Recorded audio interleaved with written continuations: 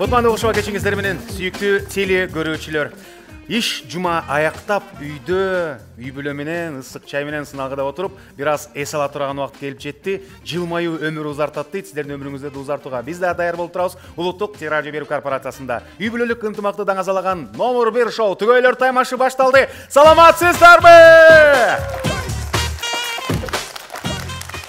Саламатсыздар урматтуу биздин көрүүчүлөрүбүз, кайрадан эле бир жуманын ичинде сиздерди кызыктуу таймаштарыбыз менен көңүлүңүздөрдү көтөрөлү деп Түгөйлөр таймашы астыңыздарга келип отурабыз.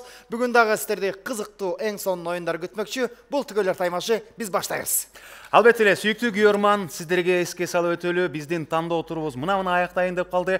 Ал эми тандоо турдан соң биз сиздерди күткөн чейрек финал, жарым финал жана супер финал. Супер финалдын аягында ким болду экен ошол бактылуу адам? Бир эле ойноп, шаң шөкө, чер жазып, жыргап, ырдап, бийлеп туруп эле үй утула турган деген суроого жоопту биз силерге бергенге даяр турабыз.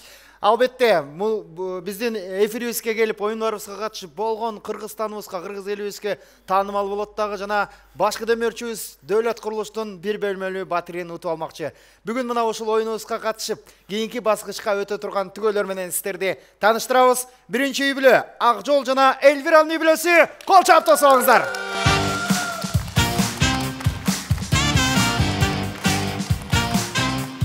Ай баракелде,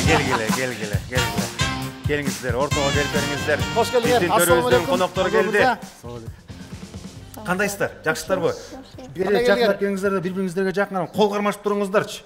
Бизде дегеле мындай ынтымактуу, бири-бири менен чогуу түшүнгөн түгөйлөрдү чакырабыз. Ошондой түгөйдө сиздер дагы билебиз, ишенип атабыз. Акжол мырза, кандайсыз? Жакшы, шүгүр. Жакшыбы баары? Бүгүн сиздерди колдоп ким келди? Бияктан досторум, карындаштарым. Ай баракелде, бир кол чаап коелачы гана колдоочулар. Жакшы болбоду. Акжол байкем, эмне жумуш кыласыз? Заводдо. Ай баракелде, эмне чыгарасыз? Бумага. Айбай, кандай бумага? Жаза турган бумага. Балким бул кагаздарда сиз жазып тургансыз. Сиз эмне жумуш кыласыз? Мен үйдө эле дама хозяйка бар. Ой, сиздин жумушуңуз оор, антип оңой айтпаңыз. Мырзаларды үйдө бала кара деп коюп калтырып койсо, 1-2 күндө эле биз айнып калсак керек, Атын таппай, билбей. Анткени эң оор жумуш сиздердики жеме. Биздин ошо катышуучуларга менен адаттагы сурообуз бар. Канча жыл болду чогуу жашап жүргөнүңүзгө? 7 жыл. Ага жайын кыз жигит болуп сүйлөшүп жүрдүңүздөрбү? Сүйлөштүк. Канча? 4 ай. Аз эле экен, Азамат турбайсыз мындай, дароо эле чечим чыккан турбайбы? Болду, могу кызды мен алам деп. Кантип таанышып калдыңыздар? Биринчи жолу көргөн күнүңүздү айтып бериңизчи.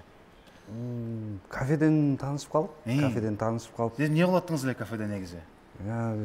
Дос балам менен эле мындай эле чай пай ичип, отуруп калганда эле. Эс алып жүргөнсүз. Бир карасаңыз эле.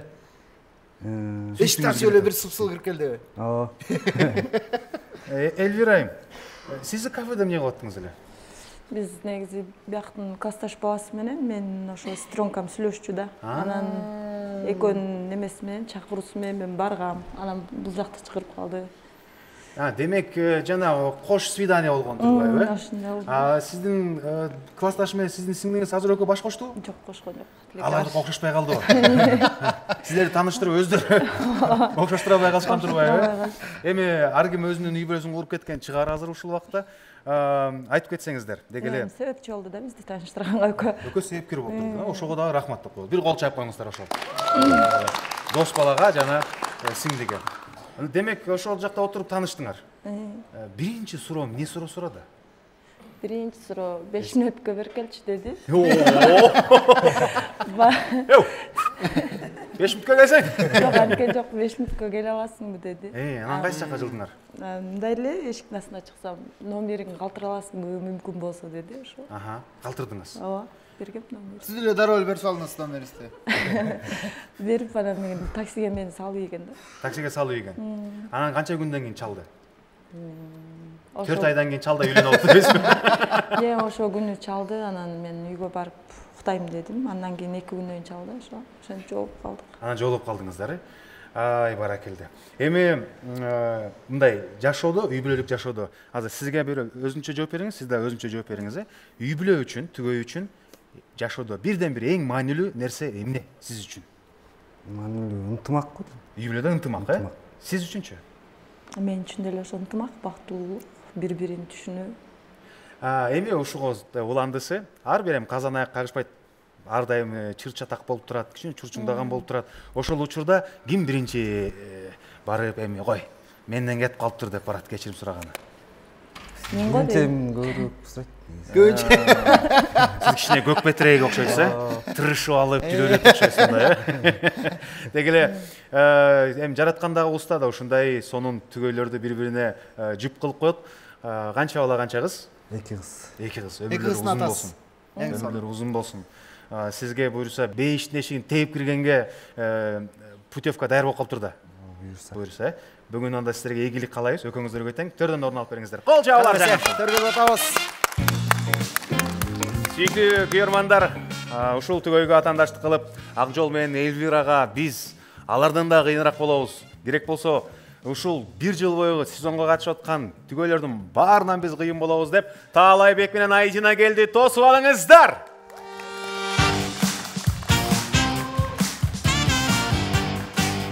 Опа! Ай баракелди.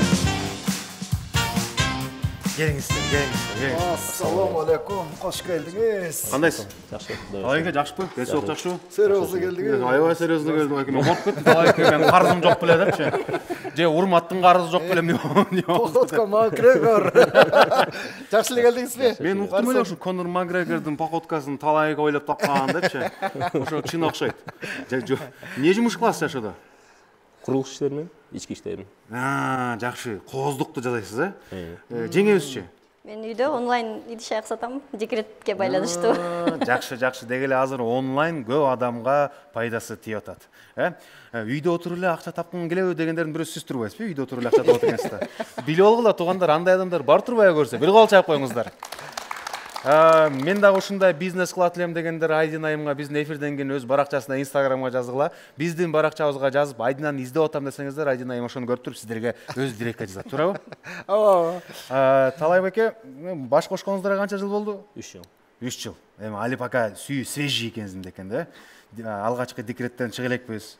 Үйдө ким менен турабыз? Бала чака менен чогуу, ата эне менен чогуу же өзүнчө турасыздарбы? Апам үчөөбүз, анан кичинекей кызыбыз бар. Жакшы. Бүгүн колдоп ким келди? Силерди? Бир туугандарыбыз. Жакшы. Бир туугандар. Ошол үйдө утуп калсак, кандай сонун керемет деген ойлор менен келдиңиздер? Буюрса утабыз деп эле келдик. Кантип сизди макул кылды жеңебиз? Мен деле жакында эле уктум. Андан кийин колдоп коюп келели дедик. Анын үстүнөн Шопоков Сити жаныбызга жакын. Үйүбүзгө. Жакын сиздердин кошунаңыз болуп жаңы комплекс салынып атат.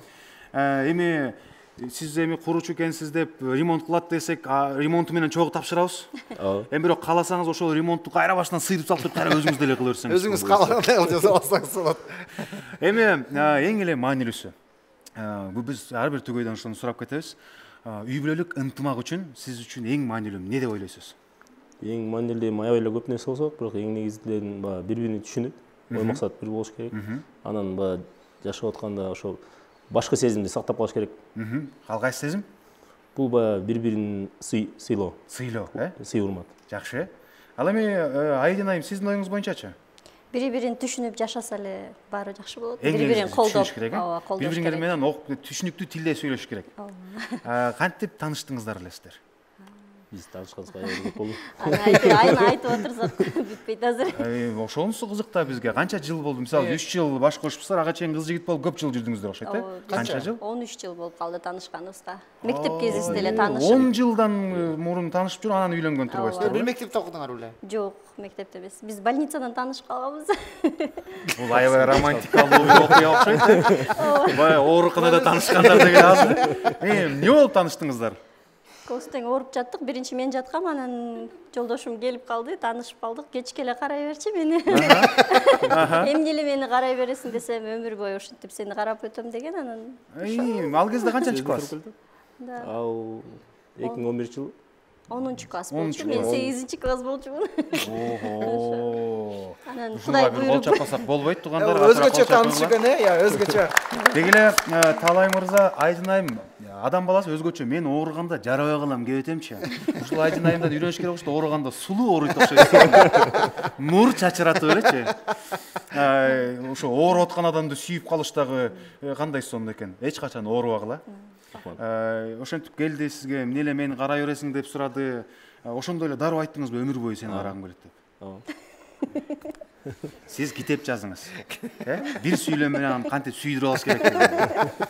Авторство Талайбек деңиз, китебиңиздин презентациясында өзүм алып барып берейинчи. Ана монтип шляпа кийип алып отурасыз, акылдуу болуп биз келебиз, ана сиз автограф коюп бериңиз. Сүйүктүү туугандар, бир сүйлөм менен келинчегин сүйдүрүп алган үй бүлөгө бир кол чаап коюңуздар. Сіздерге ийгилик каалайбыз. Ийгилик каалайбыз, төрдөн орун алыңыздар. Кийинки биздин оюнубуздун катышуучулары, кийинки атаандаштар Шадыбек жана Гүлмайрамдын небереси. Тосуп алыңыздар. Шадыбек мырза, Гүлмайрам сулу.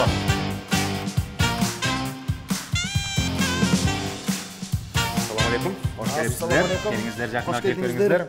Асманда жарык көрсөң жылдыз деп бил, калпакчан качокту көрсөң кыргыз деп бил дегендей. Бүгүн келип отурасыз. Дароо эле баштайлы. Кантип чечим чыкты? Сөз түрдө жеңеке айтса керек, жүрүп катышып келели деп. Өзүңүз эле мен көрүп, мен барып катышам деп. Мен көргөн да эмесмин. Мен тааныбайм, силер кимсиңер дейсиз.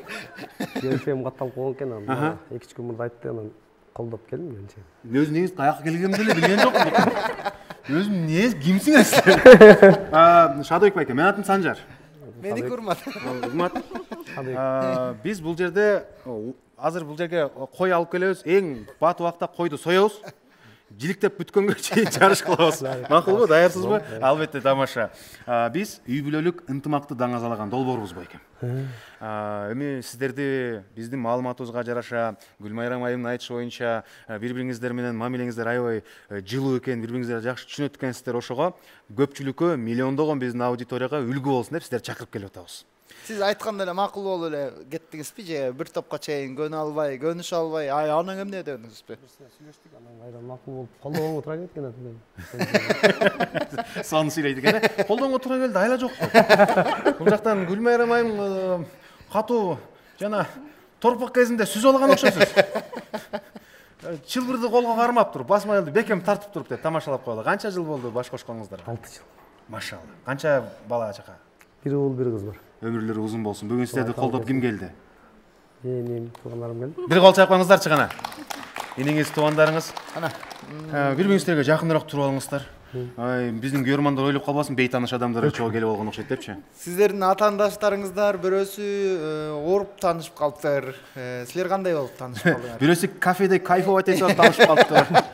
Бул эме кошунам болот, карындашым эле, кошуна кыз бир айдан эле. Жакшы кыз алыска кетпейт дегенде, кошунан ары бери өтүп атып, кайсы жактан болосуздар? Токтогулдан. Өкүңүздөр тең ырдайт турбайсыздарбы? Талант деген. Мен ырдай албайм.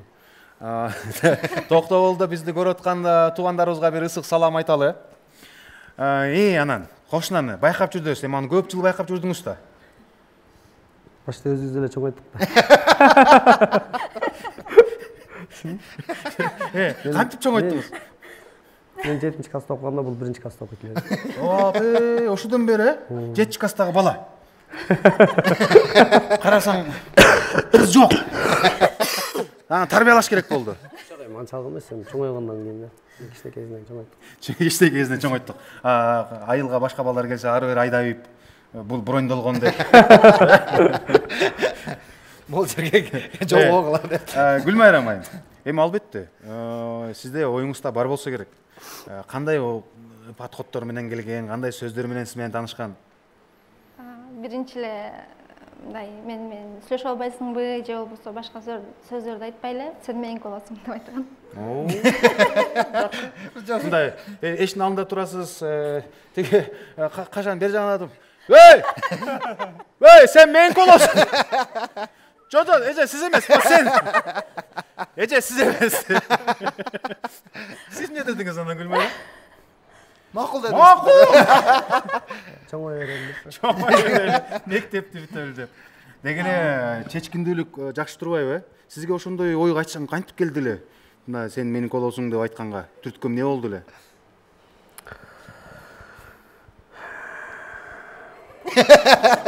Негизи эле өзүң көрүп, билип жүргөн жери жакшы.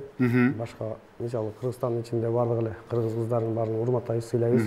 Бирок анын ичинен дагы өзүң көрүп, билип, кыргызда жакшы салт бар го. эне атасын көрүп, энесин көрүп кыздын алды дейт, ошол сыяктуу.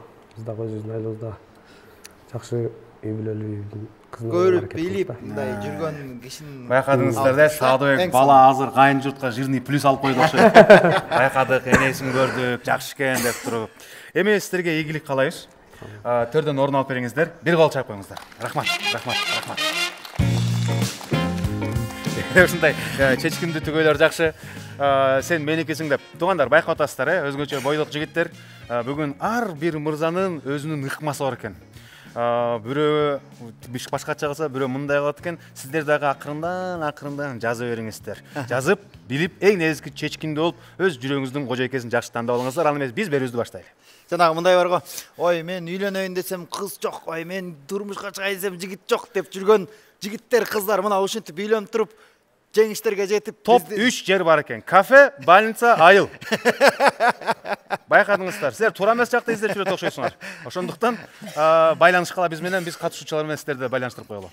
Урматтуу көрүүчүлөр, биз болсондо бүгүнкү биздин чыгарылыштагы бүгүнкү оюндарыбызды баштайлы деп турабыз. Азыр болсо биринчи оюнда бардык түгөйлөр оюнубузга катышат. Адаттагыдай эле. Андан кийин мырзалар үчүн, андан кийин айымдар үчүн, андан кайрадан толук үй бүлөлөр катышкан оюндарды өткөрмөкчүбүз, адаттагыдай. Анда эмесе биринчи оюнубузду баштамакчыбыз. Сиздер бир кол чайып коюңуздар. Түгөйлөр таймашы улуттук телерадио бир корпорациясы тартуулайт. Кеттик!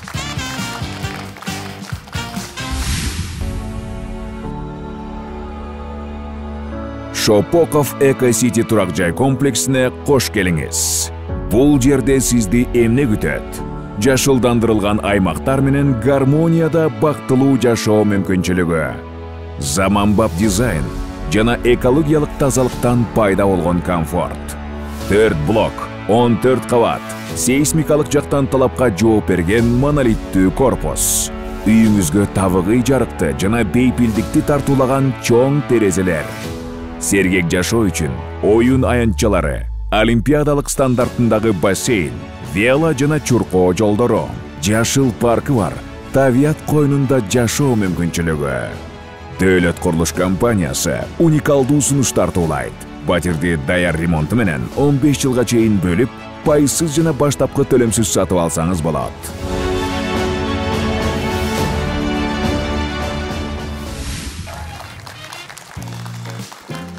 Урматтуу көрүүчүлөр, ошо менен биринчи оюнубуз даяр болуп турат.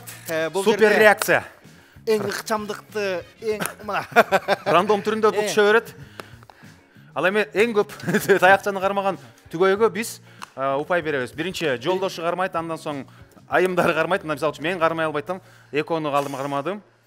3. Бардыгын санайбыз, жыйынтыгын чыгарабыз аягында. Эң көптү кармаган түгөйгө биринчи оюндагы биринчи упайды тапшырабыз. Ал эми оюнубузду башташ үчүн биз жаныбызга Акжол мырза менен Элвир айымды чакырабыз. Колдочулар, жакшылап, колдоп сүрөп турабыз кана. Келиңиздер. Анда эмесе сизге ийгилик каалайбыз. Кана колдоочулар барбыз, бир кол чайып коюңуздарчы. 3, 2, 1, баштадык.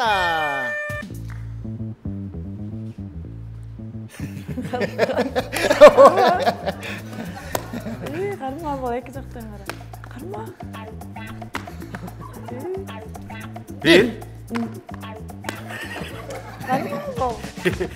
Азырынча бир эле. 2, 3, 4. Жаман эмес, жаман эмес.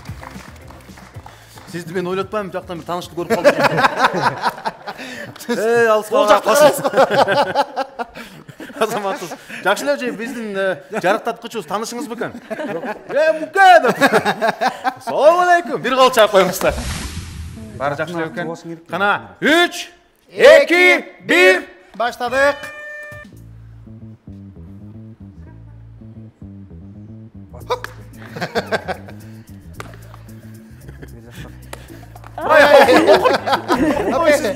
Тосуңуз, айтыңыз. Бир.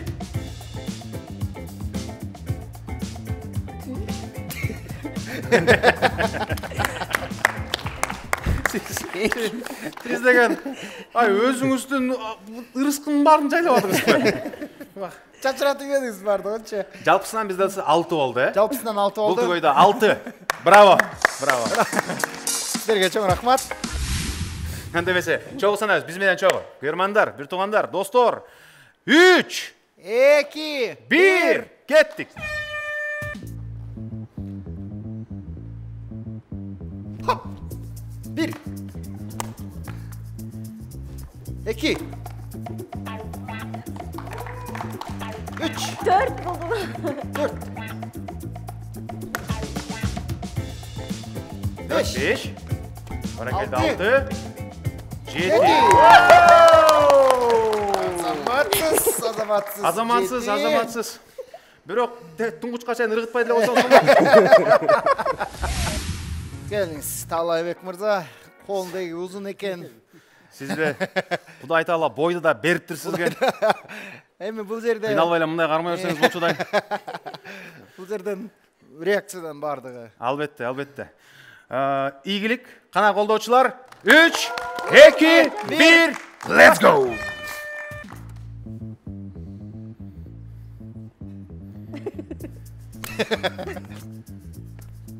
Bir, 1, 2, 2, 3, 4, 5. жалпысынан 12 болду. Андемесе бул түгөйдүн колдоочулары барбыз, бир кол чаап коюңуздар. 3, 2, 1, баштадык. Хоп. Хоп. 1, 2, 2, 3, 4, 5, 6. Даярбызбы? Кана 3, 2, 1, баштадык. Хоп.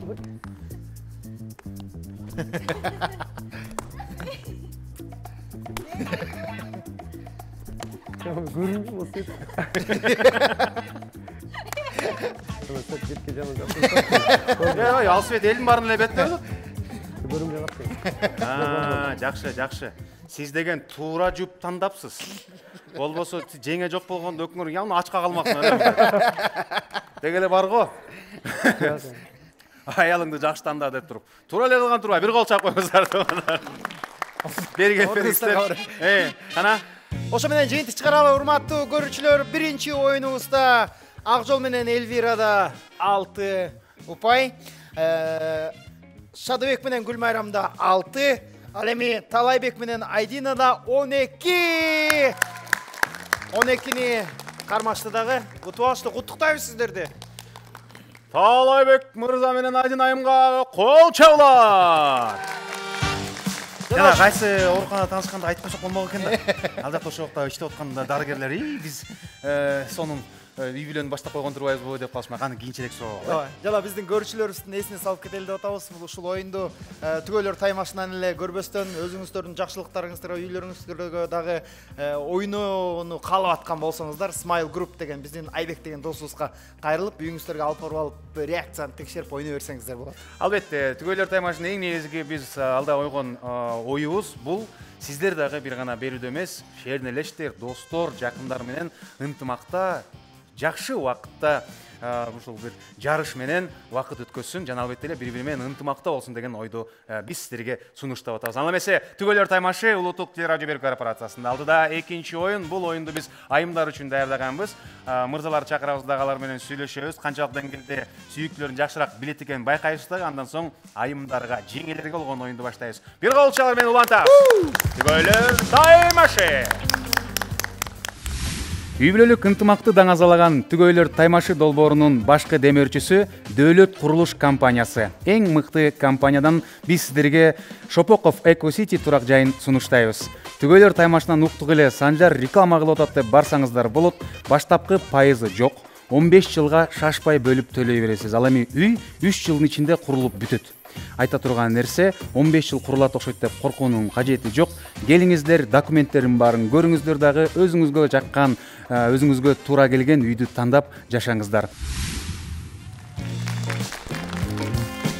Мына ошентип урматтуу көрүүчүлөрүбүз, урматтуу түгөйлөр таймашын көрүп жаткан сүйүктүү көрүүчүлөр, азыр айымдар үчүн өзгөчө бир оюн даярдап турабыз. Мырзаларды жаныбызга чакырыбыз келип турат. Келиңиздер, байкелер. Жигиттер, байкелер, келгиле. Дартс футбол. Столго келесиз. Мырзалар, азыр бул жакта байкадыңыздар. Мына бул жакта топ турат. Топту биз 7 метр алыска коюп беребиз. Жеңелер тебет. Ар бирөөсүндө 4төн топ болот. 4 топту бирден тебет.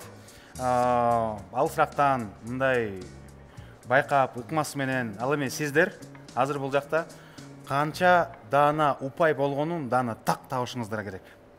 Эгерде сиздер айткан санга бирөө да жетпей калса, анда эң көп упай топтогон утат. Ал эми мисалы үчүн бирөөңүздөр 70 дедиңиздер, бирөө 80 деди, бирөө 90 деди. Белки 80-90 дегендер андан да ашып кетип, 70 деген түгөйгө даана так 70 болуп калса, анда ошол утуп кетет. Бул жакта өзүн билип даана айтыш андан да маанилүүрөөк. Топторубуз жармашат тепкенде. Ал эми өзүңүздөр байкагандай эле топ 9 менен 12-нин ортосунда, бирок топтун көпчүлүгү 12 деген айранчада турат. Демек азыр 12 упай болду. Эгерде даана так ортоңку кызылга тийсе, ал 25 упай болот. Жалпысынан 4 топту кошкондо 4 тең 25-ке тийсе, демек 100 упай. Эң көп 100. Эң аз 0. Балким бул 2 болуп калышы мүмкүн, 1 болуп калышы мүмкүн. Аны өзүңүздөр айтасыздар. Шадыбек мырза. Шадыбек мырзадан баштай берели гана. Канча упай деп болжолду? Дегеле футболго, спортко келинчеңиз кандай? 50. 50 дедиңиз. 51, 52, 53 да эмес, 50. Тоголокпу? Тоголок. Дегеле акыркы жолу качан топ тепти сүйүктүүңүз? Топ теппейт, волейбол ойнойт. Волейбол ойнойт. Волейбол ойнойт, бирок теппейт. Бирок мунусунда тебиш керек да. Тепкенге аракет кылат. Жакшы.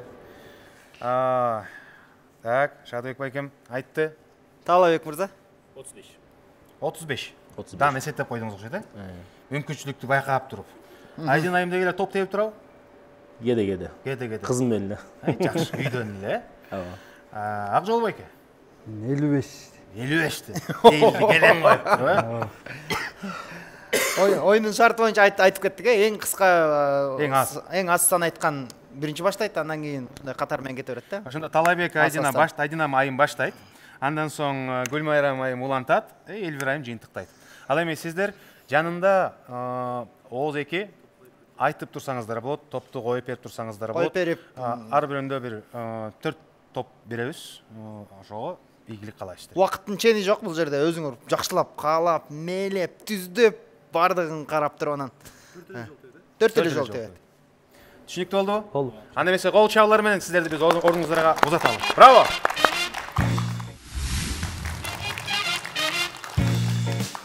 Ардактуу көрөрмандар, сүйүктүү көрөрмандар, телекөрүүчүлөр, мына айымдар үчүн оюнубузду баштап атабыз. Соодалашканды бүттүк, реквизитибиз даптаяр. Биз бир сыра эске салып өтөлү. Талайбек мырзанын ою боюнча сүйүктүүсү Айдина 35 упайды даана чогултат. Ал эми Шадыбек мырзанын айтышы боюнча Гүлмайрам 50 упай кылат. Акжол мырзанын айтышы боюнча Элвира айым 55 упай кылат. Аны барыбыз жарыш көргөзсүн. Сүйлөштүкпү? Бир кол чаап коюңуздар. Биз жаныбызга Айдина айымды чакырабыз. Талайбек мырза жанында Оозеки айтып, ыкмаларын берип турсаңыз болот. Мен дагы бир жолу эскертип коеюн, мына убакыт кенен, шашпай, ченеп, өлчөп, бар жанына барып карап, бул жака келип, бар ушундай тепсеңер болот. Даярсыз да, Колдоолор барбы? Көрөрмандар, чогуу санайбыз. 3, 2, 1. Хопа. Ошо айтпадым, ошончундай шашпай, өлчөп, да убактыңыз кенен. 2. Биринчиси 0. 2.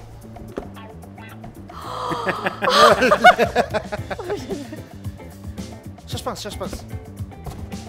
9. 19. 19 экен, 9 көрөп. 21. 21. Эми эмне болду? Акыркы жолу качан топ тептиңиз эле? Үйдөн кызым менен эле ойнойбуз, атак теппейм деле. Кызыңыз менен топ теп көргөнсүз да? эми албетте кыз могу тат тепмек беле туурабы? Мындай багыттар топтун багыттаганын билет экенсиз да бирок, Эми 4-төн 2 өтүп жатпайбы? 50% болду да. Жакшы, өзүңүз ыраазы элесизби? Же болбосо азыр жана люди в черном сыяктуу кылып туруп, элдерди өчүп туруп кайра баштан кылдырып иштеди. 21 упай, бир гол чаап коюңуздар. 35 эмес 21 болуп калды. 35 дегенибиз 21 болуп калды. Жаман эмес, жаман эмес. Кезектеги түгөйдү жаныбызга чакыралы, келиңиздер. Кана эмесе Шадыбек, Гүлмайрам. Анда эмесе, Гүлмайрам даяр, күйөрмандар даяр болсо бир байкатып коюңуздарчы, кана айтып коюңуздарчы, биз даярбыз. Деп, байкалачы, бул экөө чыкканда элдер улакта отургандай кол чогот экен, Ай-ай деп. Ийгилик сиздерге. Кана, чогуу санайбыз. 3, 2, 1. Башта. 17. Сиз сол бут менен төбөт турбайсызбы? Бизге айырмас деп, тепселе болду деп тура. Мактап ийбедик, мактап ийбедик. Жөн түрдөбөйүнбү? Көз тийип кетти. Эрте мактап ийдик окшойт. Шашпаңыз, шашпаңыз. 14.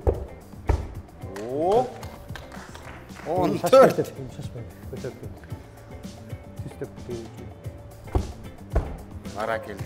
Кандай болуп калды ошондо? Байкайлычы.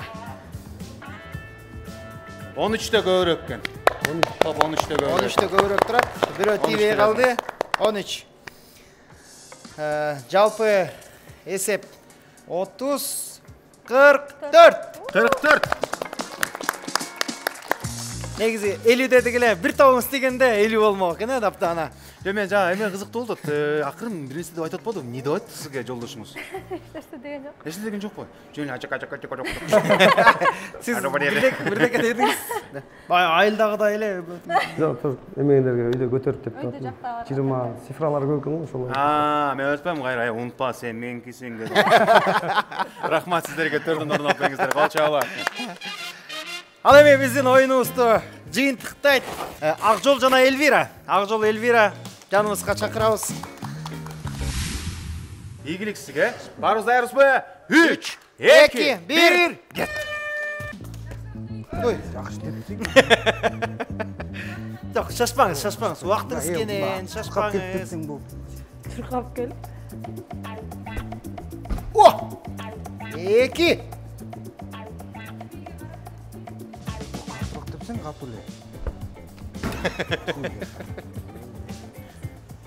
0. Кетип калат сен. Хоппале. 7. Бирок бир четинен ушуга да рахмат. Биздин математикабызды кыйнабай оңоюраак болду эсептегенгечи. Калькулятор чыгарып эсептеттирбей. Биз да ойлоп атпайбыз буга чейин да туура эмес эсепти болсок ителе болсо канча эле деп мектептерде эстеп. Ошондо жалпысынан байкаңыздар. Мен байкап тургала, калькулятор колдонгон жокмун туурабы? 9 упай! Браво! Кандай акылдуу адаммын, Кээде өзүмө таң калып калам да ушундай. Анда жыйынтык чыгарабыз. Акжол менен Элвирада 9 упай бар. Таалайбек менен Айдинада 21 упай бар. Ал эми Шадыбек менен Гүлмайрамдын үй бүлөсүндө 44 упай менен биздин түгөйлөр азыркы оюнубуздагы 1 упайды утуп кетишти. Куттуктайбыз. Эми өзүңүздөр байкагандай эле эч ким өз айткан дана жеткен жок. Ошон үчүн шартыбыз боюнча эң көп суммада утат. Демек, Шадыбек мырза менен Гүлмайрам айымдын үй бүлөсүнө 1 упай кетти. Браво!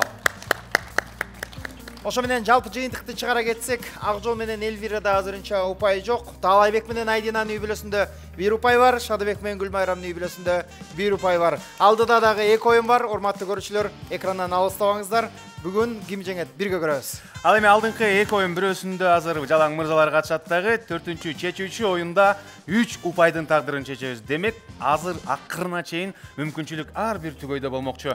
Ошондуктан биз менен болуңуздар. Түгөйлөр таймашы биз улантабыз, кеттик! Шопоков Эко-Сити сиздерге абдан ыңгайлуу шарттарды сунуштайт. 15 жылга чейин бөлүп төлөө. Баштапкы төлөмү жок. Жана дизайнерлик ремонту менен батирлер. Дөлөт Курулуш компаниясы 0701 90 60 60. Жапон технологиясы менен өндүрүлгөн номер 1 жалайыктар Minivini сиздерди кызматташууга чакырат. Minivini'ни күнүмдүк жашоодо гана колдонбостон бизнес кылсаңыздар да болот. Ал эми кененирээк маалыматты Minivini KG баракчасына кирип билип алсаңыздар болот. Ар бир эне баласына ыңгайлуу чөйрө түзгүсү келет. Minivini ымыркайлар үчүн кемчиликсиз сапатты жана кайталангыс ыңгайлуулукту айкалыштырган атайын жалаяктары иштеп чыкты. Жалаяктардын өтө жука дизайны балаңызга эч кандай ыңгайсыздык жаратпастан укмуштуудай ыңгайлуулукту камсыз кылат. Minivini жалаяктарын тандаңыз жана балаңызга камкор чөйрө түзүңүз. Мырзалар, спорттон дегеле кыйын болот. Биз эми студиябызда чоң аянтча коюп футбол ойнотсок көбүрөөк убакыт болуп калат. Анткени эң кымбат баалуу бул убакыт. Сиздердин ушу бир жумада 1 саатыңыздарды бөлүп берип атканыңызга ыраазычылык билдиребиз дагы. Атайын чакан футбол даярдап койгонбуз. Өпкүнүн күчү менен ойной турган футбол кайрадан эфирде сиздер үчүн. Биз азыр жеңелерди чакырабыз дагы, алар менен соодалашабыз, сүйлөшөбүз. Кимдин жубайы дагы жолдошун жакшыраак билет экен, кимдин өпкөсү күчтүүрөөк экен жогу текшеребиз дагы, андан соң жарышты баштамакчыбыз. Кана, айымдар, келиңиздер. Өпкөмөн секет бул оюн деген оюн бул. Эми байкадыңыздар, азыр бул жакта бир гана бул боштуктан баштар чыгат. Анан колдун жардамы жок, бир гана өпкөмө деп үйлөп бул дарбазага киргизиш керек. Бир тайм 2 мүнөт, 2 мүнөт бүткөндөн кийин жеңген адам калат, жеңилгени чыгып турат, кайра кийинкиси катышат. Утушуш үчүн 2 жолу утуш керек. Жеңишке жетиш үчүн 2 жолу утуш керек. Сиздер болсо, азыр менин жолдошум мынча гол киргизет деген санды айтып коюшуңар керек. Эгерде балким дан аттак ошо сиз айткан гол кирсе дагы балким бонус упай берип коюшуңуз дагы мүмкүн. Анткени бул жакта чын эле дан аттак канча гол киргизет эч ким билиши мүмкүн эмес, билиш дагы оор. Бир гана мырзанын эң чоң кемчиликтерин, эркектин ар бир минусун аялы билет. Эч ким билбейт аялынан башка. Ошондон бул факт, бул жакта отургандар аны бизге калпайтырышпайт. Бир гол чаап коюңуздар гана. Элвира айымдан баштайлы. Акжол мырза канча топ киргизет, канча гол киргизет? 8. 8 гол. Бул көп гол болуп чыдагы мүмкүн. Анткени бул гол оңой эле кирип кете берет. 8 дегенде эле гол кирип 8 кала берсин, э? 8. Айдина? 15. 15. Гүлмайрам? 12. 12. 2 мүнөт убакыт бар. 2 мүнөттө биринчи экөө ойнойт, анан дагы бирөө менен ойнойт. Эгер утуп алса, ошонун баарын эсептегенде болот албетте. Сиздики 18. Мына алда бирди кошуп коёюн. 18 деп тур. Эми байкап көрсөк, бул жерде сандар эме болуп калды го. Махырга iPhone сурагандай элечи. Мага iPhone 12, мага iPhone 15 десе, Элвира мага iPhone 18 деди. Махыр демекчи жакында эле кыргыз тилдүү стендапта бир айым айтып коет, эмнеге бизге мурун махыр жөнүндө айткан меселеңер азыр жаштар эле билип калыптыр депчи. Ошол жөнүндө кеп кылып кетели. Силер махыр сурадыңар беле? Ой, турбайсызбы? Кана? Сиз эмне сурадыңыз эле? Алтын. Алтын. Махырга алтын сурадыңыз, э? Сизчи? 20 миң. Мындай, биз бизнеске жүргөн адамдарбыз. Сом мененби же бакс менен сурадыңыз беле? Жакшы экен. 20 миң сом. Неге 20 миң сиздики? Билбейм, ошо молдо кааганың айт деген, а мен ошону айтып салдым. Жолдошуңузду көп кыйнабай эле 20 миң эле деп койгон экенсиз да? Сиздики махыр эмес эле махырчик болуп. Махырёнок. Ал эми пушка болуп калыптыр да. Гүлмайрам, сиздикичи? Бизден молдо сураган эмес, айткан эмес. Кеп молдо болуп калыптыр да. Молдо болбоду Шадыбектин туганы окшойт. Дос болсо окшойт. Сурап калсам эмне сурамаксыз негизи? Алтын сурамакмын. Алтын? Кандай алтын сурамаксыз? Мындай килограммда койбойсузбу? Слитик бар го, 9 деген ошондой алтын. Сепочка может. Ошондо сиздин алтыныңыздын баасы канча болуп калды? Билбейм, итальянский золото да билбейм. Байкадыңбы болмады, итальянский. Айтып атканы да мындай Италия эмес, мындай итальянский. Өзгөрүп кетет го. Эми мен азыр көрүп аткан мырзалар жаман көрүп чыкса керек, жакында үйлөнөм, эмне эле каяктагы махырды элестетип. Биздин таксырлар айтышы боюнча биз берип аткан калың махыр менен тең келет экен туугандар. Ошого дагы эске тутуп унутпаңыздар. Анда эмесе, эң аз сан айткан Талайбек мырза менен Шадыбек мырза баштайт. Акжол мырза 18 гол киргизет деп бир аз эс алып турат. Ал эми кимиси утулса ордуна отот дагы, уткан адам күтөт. Сүйлөштүкпү? Сиздерди ордуңуздарга узатабыз. Браво! Кол чабуулар. Барыңыздарга ийгилик. Талайбек мырза, Шадыбек мырза, даяр болсоңуздар кол чабуулар. 3, 2, 1, баштадык. 1-0. 2. Ортодон башталат, азырынча 1-0. Ортодон баштайлы.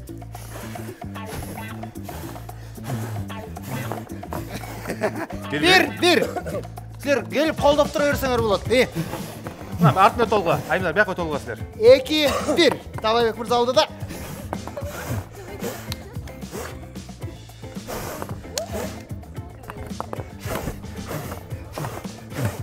Ай. 2-2. 3-2.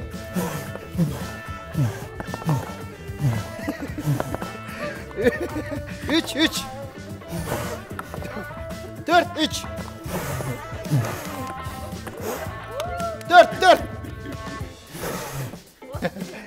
5-4. 6-4.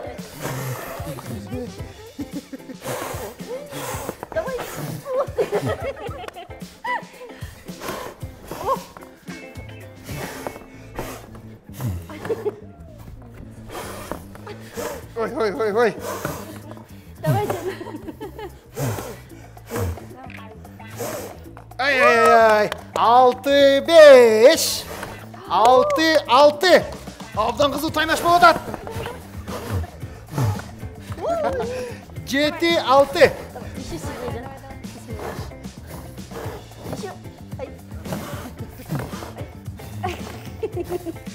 Давай, Джон. 7-6. 7-7.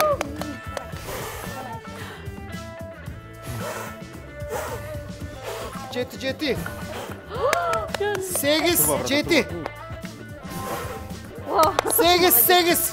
Ой, кызуу. Таймаш кызуу.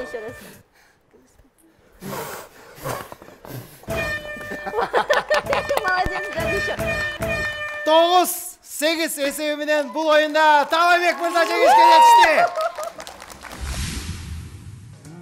3, 2, 1.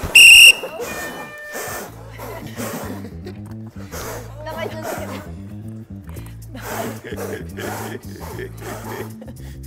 Сол канаттан чыгарган топ бурчка келип такалганда 1-0.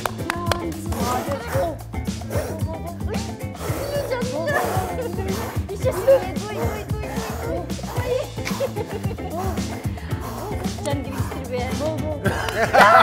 2-0.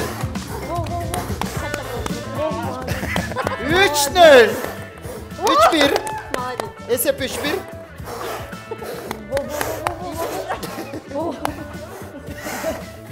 Silmeye Can. 3-1. Esep 3-1. Ay. Автогол болуп кетти бул жагы. 4-1. Wow, молодец. 4-2. Еще сильнее. 4-2.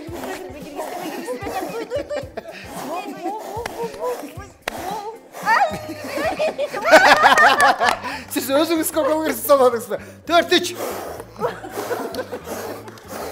Давай, Can, давай. Ты сможешь, Can.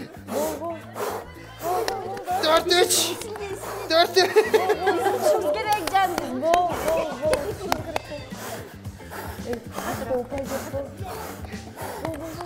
Bol az vakit bitip kalacak. Ay. 5-3. 6-3. Молодец, бул, дагы бир дагы. Кату, Can, Üle. 6-4. 6-4 esep. 6-4. 6-5.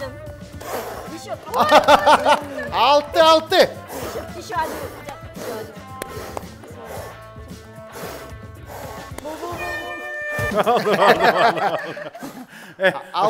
Алты болуп калды. Кой отуруңуздар. Да, 1 мүнөт беребиз.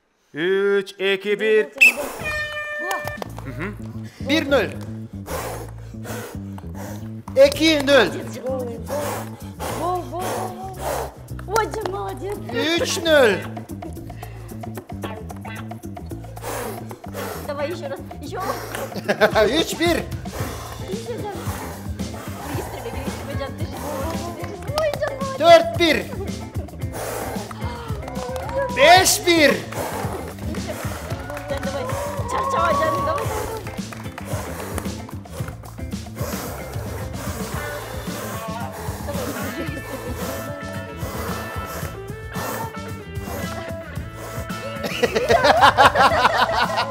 Altı bir. Молодец. Şaşmayla. Жети bir. Şaşmayla. Özüne.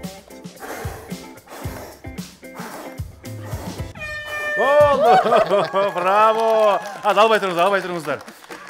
Ардактуу футболчуларыбыз менен интервью алалы. Талай эке, кандайсыз? Жакшыбы? Канча жылдан бери аба футболу менен алексиз?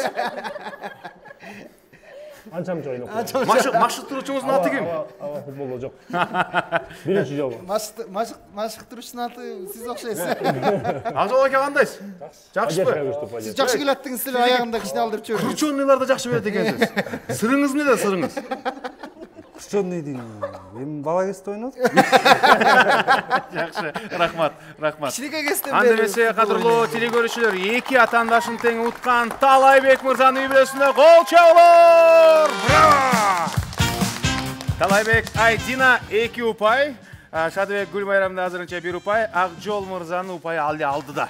Чечүүчү оюнубуз калды, 4-чү оюн 3 упайдын тагдырын чогуу чекмешибиз. Анда эмесе, түгөлөр таймашы Улуттук телерадио берик корпорациясында биз менен болуңуздар, улантабыз.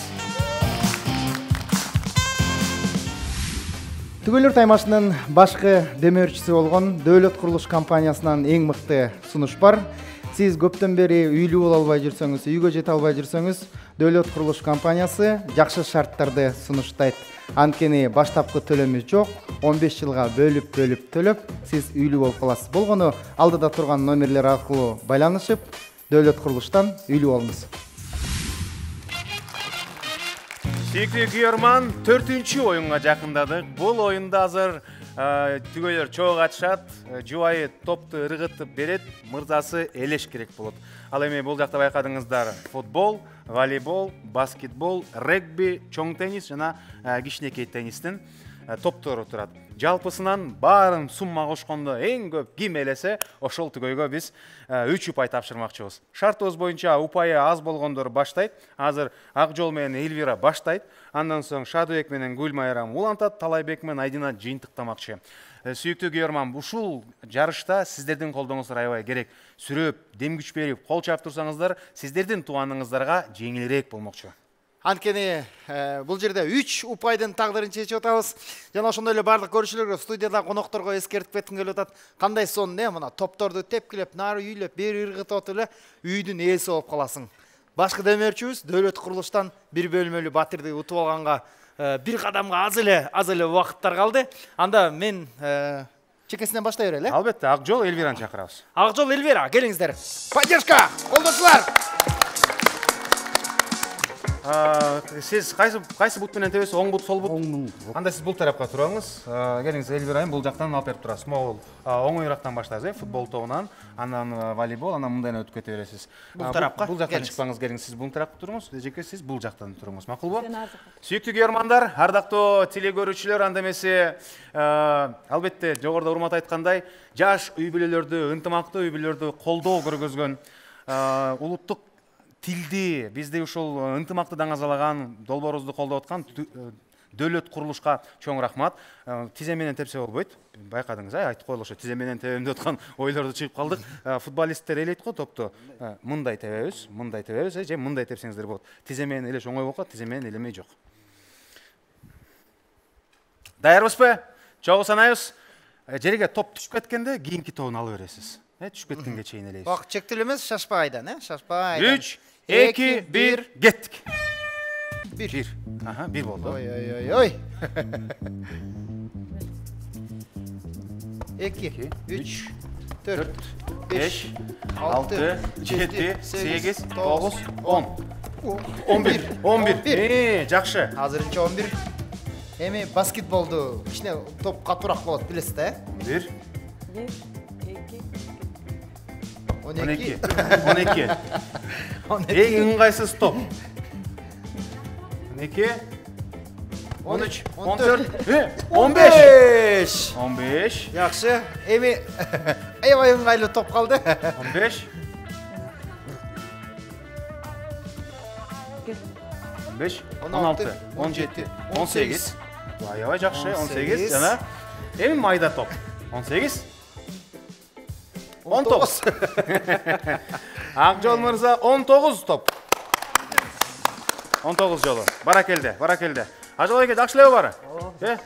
Анда бир кол чаап коюңуздар, биз улантабыз. Браво! Биздин жаныбызга Шадыбек менен Гүлмайрамды үйбөз чакырып келиңиздер. Сүйүктүлөр, айылдаштар, туугандар. Тамашалап айтканда бөлөлөр. Бул жерден дагы эскертип коеюнбу? Сизди топту ыргытып бергениңиз дагы маанилүү. Бири-бириңерди мындай түшүнгөнүңөр ошол абдан маанилүү. Ошон үчүн жакшылап аракет кылабыз. Сашпайт. 3, 2, 1. Кет. Баштадык. 1. Көп катыр ыргытпасаң. Мына көрүңүз, ыргытып бергениңиз да маанилүү. 2, 3, 4. Жаман эмес. 5, 6, 7, 8. Баракелде. 8, 9, 10. 10, 11, 12, 13. Жерге тип кетти, 12 болду. 12, 13, 14, 15, 16. 16 болду? 15 болду. 15 болуп калды. Ай, атта, бираз окшошпой калды. Бирок азаматсыз. Чоң рахмат. Сизге чоң рахмат. Азырынча лидердик позицияда келаткан Талайбек мырзанын Денайдин Аймдон үй бүлөсүн жаныбызга чакырабыз. Бир кол чаап коюңуздар. Лидерлер келатышат. Келиңиздер.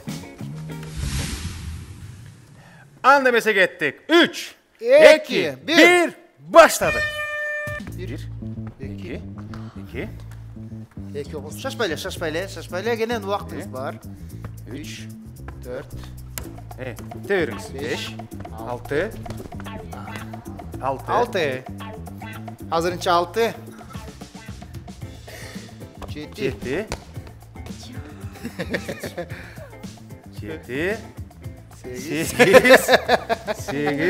8. Ыргытып берген абдан маанилүү. Айтып атам, 9. 10. Мына мону 20 жолу утуңуз. 10. 11, 12. Ошо менен Байкап атпасыздар, туугандар, айтпадык беле. Ушундай дегеле бизде болуп турат. Кинодогудай сценарий. Акырына чейин үмүтүн үзбөй, бир да упай жок отурган түгөйгө 3 упай тапшырдык. 19 топ тепкен Акжол менен Элвирага 3 упай.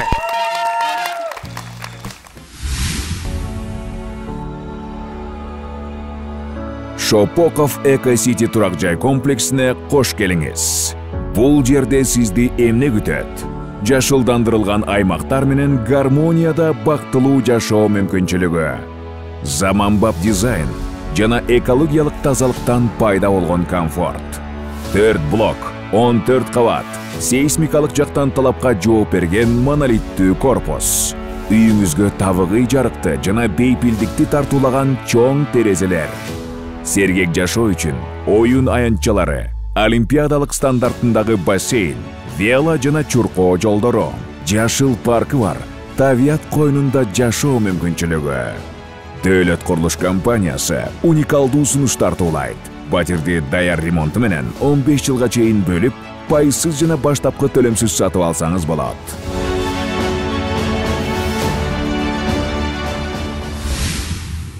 Сүйүктүү телекөрүүчүлөр, мына бүгүнкү жарышыбыз 4 конкурстан соң байкадыңыздар, акырына чейин аябай кызуу жарыш болду. 19 топ менен буга чейин упай жок болсо дагы 4-чү чечүүчү оюнда бири-бирин жакшы түшүнүп берип, сүйүктүүсү сонун ыргытып берип, жолдошу мыкты тепкен үчүн 3 упай менен Ак Жол Эльвира кийинки кадамга жолдомо алды. Браво! Ошо менен бүгүнкү биздин оюнубуздун жеңүүчүлөрү Ак Жол менен Эльвира аталышты биз сиздерди чын жүрөгүбүздөн куттуктайбыз. Жана эң маанилүүсү, мен апам жакшы көргөн сөзү бар, куттуу үйдөн кур чыкпайт дейт. Улуттук телерадио берүү корпорациясы бизди улуттун баары көрүп атат. Биз келген коногубузду кур колго кетирбейбиз. Мына ар бир тандоо турунда катышкан түгөйгө биздин башкы демөөрчүбүз Дөлөт курулуш компаниясы болгону эң чоң белек батир берүү эле чектелип калбастан, биз силерге келген меймандарга дагы сонун заманбап, саркеч жана сапаты жакшы болгон белектерди өз компаниябыз атынан беребиз дейт. Ошолорду тапшырып коюуга уруксат этиңиздер. Барыңар, келгиле. Келиңиздер, жаныбызга чукулураак чакыралы. Бул жагына.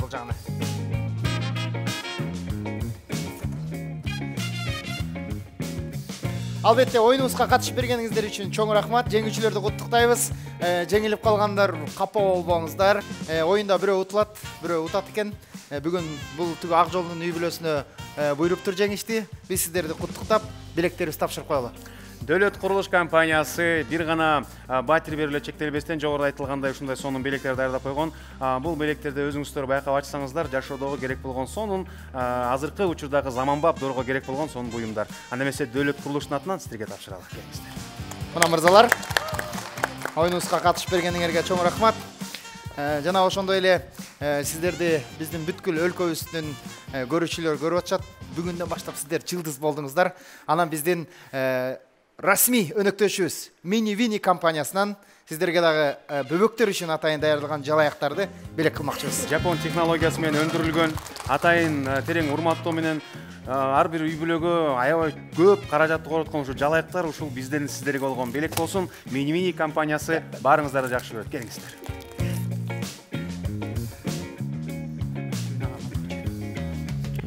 Мону деген сиз махыр деп берип койсоңуз болот.